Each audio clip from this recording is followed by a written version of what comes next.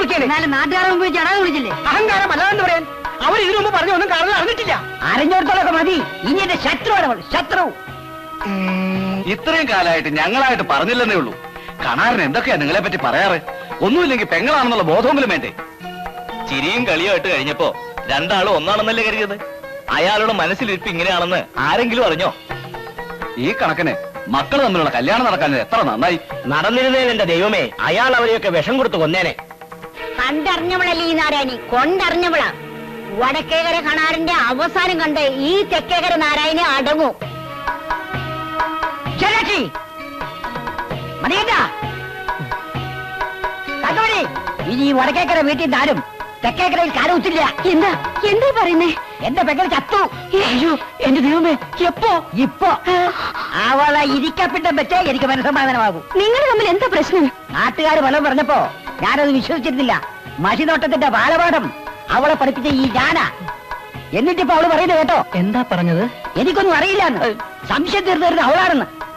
ആരെങ്കിലും എന്തെങ്കിലും പറയുന്നത് കേട്ട് അച്ഛൻ? ആരെങ്കിലും പറയുന്നത് കേൾക്കുന്നവനല്ലേ ഈ കണാരൻ. അവളെന്റെ മുഖത്ത് നോക്കി പറഞ്ഞതാ ഞാനൊരു നുണയനാണെന്ന്, വിവരമില്ലാത്തവനാണെന്ന്. ഇത്രയും കാലം ഒന്നായി കഴിഞ്ഞിട്ട് ഇനി ഇപ്പൊ ഈ വയസ്സുകാലത്ത് ഇങ്ങനെ ഒരു തർക്കം വേണോ? അത് അവള് ചിന്തിച്ചില്ലല്ലോ. അവള് ചിന്തിച്ചില്ലേലും നിങ്ങൾ ചിന്തിക്കണ്ടേ? നിങ്ങളല്ലേ മൂത്തത്. മൂത്തതെന്ന് കരുതി എന്ത് സഹിക്കണം? കുറച്ചൊക്കെ സഹിക്കണം.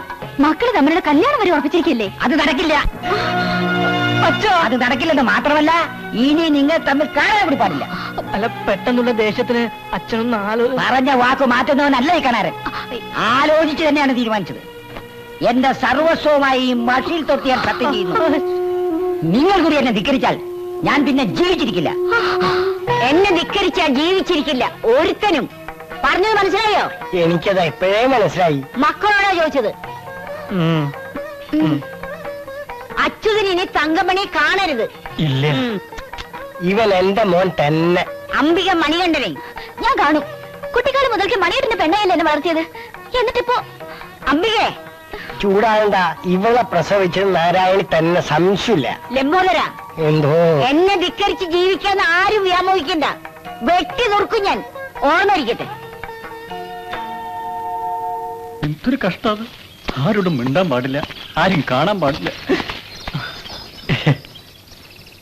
അച്ഛൻ എടാ നിക്കാൻ. അച്ഛനും അമ്മായും കൂടെയുള്ള പിണക്കത്തിന് ഞാൻ എന്ത് പിഴച്ചു? എനിക്ക് പേടിയാ. അമ്മ അറിഞ്ഞാല്. ആണാണോടാ നീ അമ്മയെ പേടിച്ച് നടക്കാൻ? ആവശ്യത്തിന് വേണം. ഇതൊരു കാര്യമില്ലാതെ പണങ്ങിയതിന്. വേണ്ട മണിയണ്ട. ആരെങ്കിലും കണ്ട് അമ്മയോട് എങ്ങാനും പറഞ്ഞ നിന്നെ കൊല്ലും. ഇതിലും നല്ലതാ. തങ്കമണിയുടെ അംബികയുടെ അവസ്ഥ നീ എന്താ ഓർക്കാത്തെ? മണികണ്ട, ഞാൻ ധൈര്യമായിട്ടിരിക്ക. നമ്മളെങ്കിലും ഒന്നായിട്ട് നിൽക്കുക. എന്തെങ്കിലും ഒരു വഴി കാണാതിരിക്കില്ല. കരണക്കുറ്റിക്ക് രണ്ട് കൊടുക്ക വേണ്ടത്.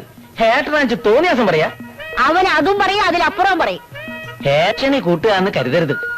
ചേച്ചിക്ക് ലംബോദരൻ ചേട്ടനല്ലാതെ വേറൊരുത്തനുമായിട്ട് സംബന്ധം ഉണ്ട് എന്നൊക്കെ പറഞ്ഞ അതവന്റെ തള്ളയ്ക്കായിരിക്കും.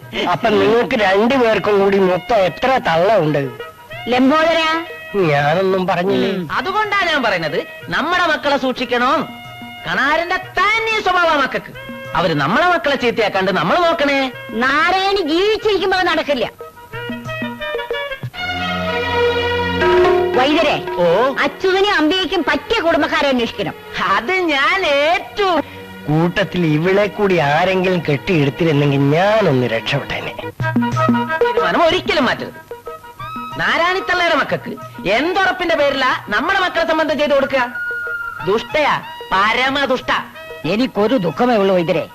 അവൾ എന്റെ പെങ്ങളായി പിറന്നുപോയല്ലോ എന്ന്. അവര് പറയുന്നതും ഇത് തന്നെയാ. കോന്തൻ കൂടെ പിറന്നത് മുജ്ജന്മ ശാപമാണ് പോലും. പിറന്നതോ പിറന്നു, അത് മാറ്റാനൊക്കില്ലല്ലോ. ഇനി അങ്ങോട്ടൊരു ലോഹ്യം വേണ്ട. അത് ഈ ജന്മത്തുണ്ടാവില്ല. മക്കള് തമ്മിൽ ആരും അറിയാതെ പഴയ ബന്ധം തുടരുന്നുണ്ട്. ഇപ്പൊ കിട്ടിയ വാർത്തയാ. എന്റെ കണ്ണുമ്പിലകം പെട്ടാൽ വെട്ടി ദുരുക്കി ഞാൻ.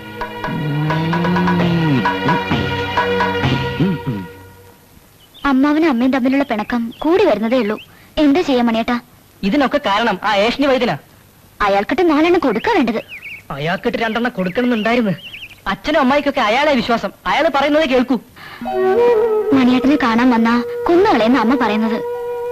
ഇപ്പൊ തന്നെ അമ്മയുടെ കണ്ണു വെട്ടിച്ച് അമ്പലത്തിൽ പോവാന്നും പറഞ്ഞ വന്നത്. അച്ഛന്റെ ദുർവാശി അമ്പികയ്ക്ക് അറിയാലോ. പറഞ്ഞ പോലെ ചെയ്യും. ഒരു പിടിയും കിട്ടുന്നില്ല. മണിയണ്ട, വടക്കേക്കരയിൽ ആന്തരിയെ കാണരുതെന്ന് പറഞ്ഞാൽ ധിക്കാരം കാട്ടാൻ മാത്രം തെക്കേക്കരക്കാർ വളർന്നോ? ഞാനല്ലേ തെറ്റിയത്, എന്നല്ലേ തല്ലേണ്ടത്? നിന്നെ തല്ലിയാ നീ പഠിക്കില്ല, കള്ളരാ നീ. ഇനി ഇത് ആവർത്തിച്ചാൽ കൊല്ലിച്ചാൽ ഇവിടെ എന്നാ നിനക്കറിയാമല്ലോ. വടക്കേക്കര കനാരനെ നിന്നെ മരുവകളായി വേണ്ട, ഓടി. അമ്പലക്കുളത്തിൽ മുങ്ങിക്കുളിച്ച് ശുദ്ധി വരുത്തി തറവാട്ടിലേക്ക് വന്നാൽ നിനക്ക് നിന്റെ അച്ഛനെ കാണാം. ഇല്ലേ നിന്റെ അച്ഛന്റെ ശവവും.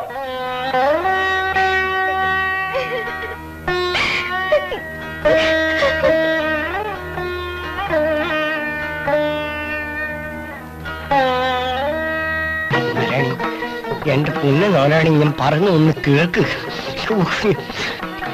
എന്റെ ഈശ്വര, ഇനി എന്തൊക്കെയാണാവോ നടക്കാൻ പോകുന്നത്?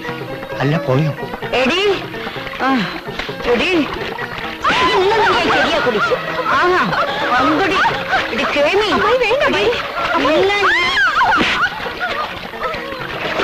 എന്റെ മോളെ തല്ലാ മാത്രം നിന്റെ തന്തക്കണാരം വളർന്നെങ്കിൽ നിന്നെ എനിക്ക് കൊല്ലാടി. അയ്യോ അടിപൊട്ടി. നീ പോടി അവിടുന്ന്. എന്റെ മോളെ തല്ലേ എന്റെ മോളിൽ ഒറ്റയ്ക്കില്ലടി. അടിച്ചത് മതി. ഇവരാരെങ്കിലും ഒന്ന് പിടിച്ചു മാറ്റണം. അമ്മായി ഓടി വരണേ ഓടി വരണേ ഓടി വരണേ ഓടി വരണേ. ഇവരാരെങ്കിലും ഒന്ന് പിടിച്ചു മാറ്റേ, ഒന്ന് പെട്ടെന്ന് പിടിച്ചു മാറ്റി. എന്നെ വിട.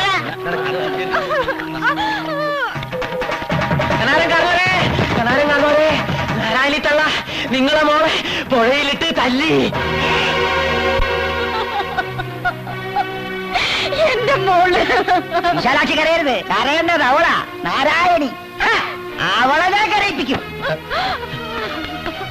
കാരണവരൊറ്റയ്ക്ക് പോകരുത്. നാരായണിത്തള്ളയുടെ കൂടെ കുറേ ആളുകളുണ്ട്. കുറച്ചാളുകളെ നിങ്ങളും വിളിച്ചോളി.